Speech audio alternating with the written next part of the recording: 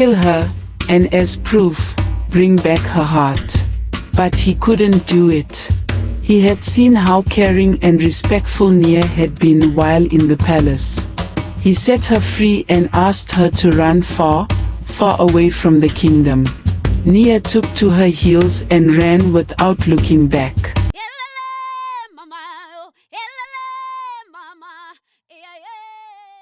Once upon a time, in a peaceful kingdom nestled in the heart of Africa, there lived a king named Mufaro who was married to Queen Zahara. They lived many years without a child until the gods decided to bless them with a daughter they named Nia. But unfortunately, Queen Zahara did not live past the night she gave birth. Deep within the kingdom resided a sorceress named Niola who was known for her beauty and charm. She was renowned throughout the village for her mesmerizing looks, and some said she made a pact with the gods to remain forever young. On the day of Nia's birth, Niola consulted her magic mirror, seeking to validate her status as the most beautiful maiden in the kingdom. Mirror, mirror on the wall, tell me, who is the most beautiful maiden in the entire kingdom? Vain is your beauty, my princess, for another I see. Born to King Mufaro is another whose beauty will surpass yours. This revelation caused Niola to burn with hatred and jealousy. She spent days thinking of how she could get rid of the child. When she couldn't come up with a plan, she went back to the mirror seeking help. Magic mirror on the wall, tell me how I can get rid of the child. The mirror shone brightly and revealed a scene happening in the palace. A group of elders were asking the king to take another wife. If not for the fact that the little princess needed a mother figure, then he should consider it for the sake of getting an heir to the throne. An evil smile formed on Niola's face as an idea came to her mind. The next morning, it was announced that the king sought to take another wife. Any lady who thought herself worthy should present herself before the king within 7 days. One after the other, different beautiful women came to the palace dressed beautifully and presented gifts, hoping to secure the king's heart and earn the title queen. However, the king rejected them all. From her abode, Niola watched through the mirror and saw the king rejecting all the maidens. She sat and pondered, thinking of how she could deceive the king. Suddenly, it hit her. The king was not looking for a wife, but for a mother for the little princess. All the maidens who came only sought the king and never asked about the princess. On the 7th day, Niola donned her most beautiful apparel and appeared before the king. In a gentle voice, she spoke, "Greetings, my king. Although I seek to be your queen, I come bearing gifts for the little princess." This gladdened the heart of the king, and he immediately announced that Niola would be his wife. Niola was happy that she had finally gotten into the palace, but her happiness was short-lived as the king paid very little attention to her and spent most of his time with Nia. This further intensified her hatred for the little princess, and she sought all the more to rid herself of her. She came up with a plan to first make Nia ugly. She lied to the king that she had overheard 2 people plotting to kill the princess. Although she had gotten rid of them, she needed to make sure Nia was safe. She suggested that they disguise Nia and make her look like a slave so that no one would recognize her. Fearing for the safety of his daughter, King Mufaro agreed, and so Princess Nia lived and grew up as a slave in her father's kingdom.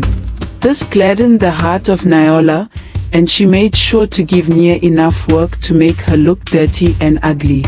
One day, the king threw a banquet to celebrate the bountiful harvest they had that year.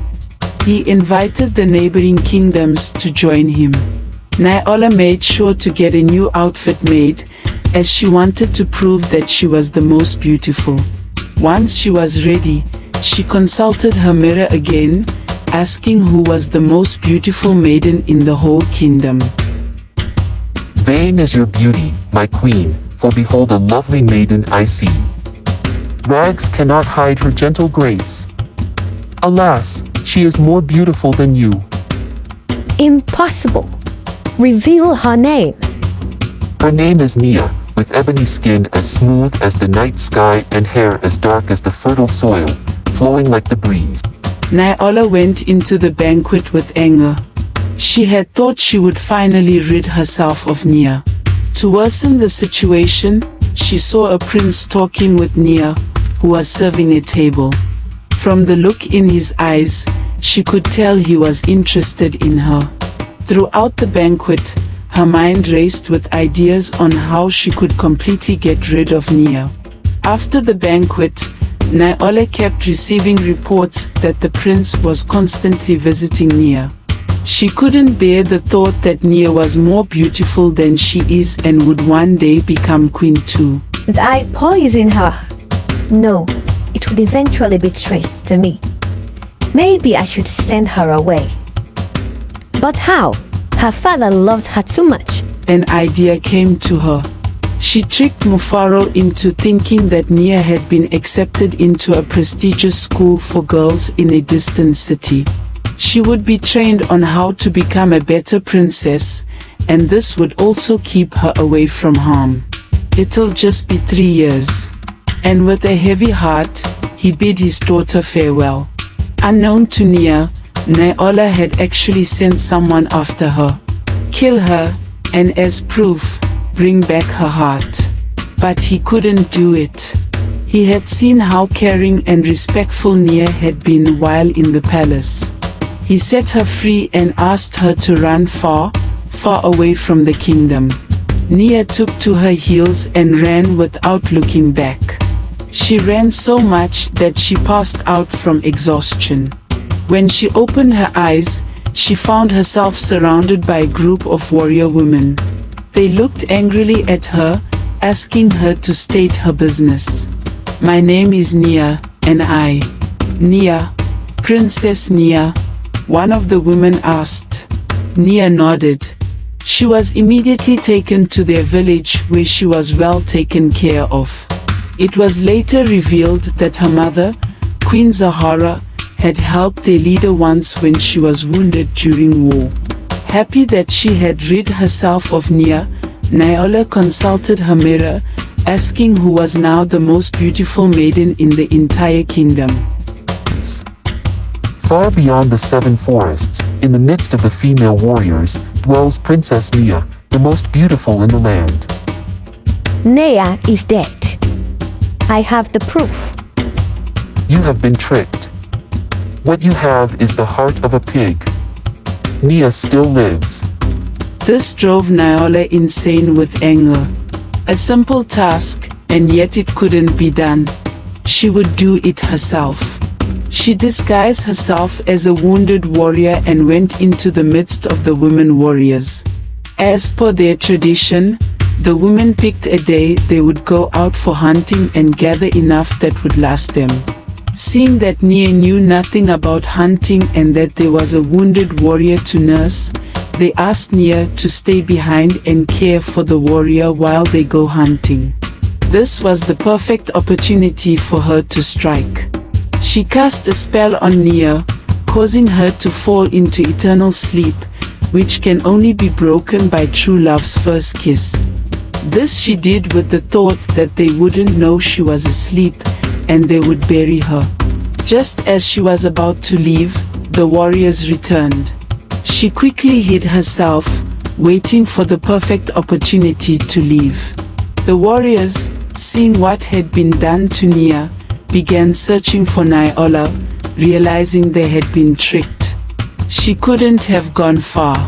"Search every nook and cranny until you find her," their leader ordered. Not knowing her way around, unknown to her, Niola climbed up to a hill trying to hide but fell to her death. With sadness in their hearts, the warriors took Nia back to the palace, narrating all to King Mufaro. The entire kingdom mourned her, thinking she was dead. Prince Jafari, upon hearing that Princess Nia had been brought back to the palace, hurried over. He wept for the loss of the woman he loved and gave her a farewell kiss, but to their surprise and joy, she awoke. The whole kingdom lit up with shouts of joyous celebration as they celebrated the revival of their princess. Prince Jafari and Princess Nia got married and lived happily ever after.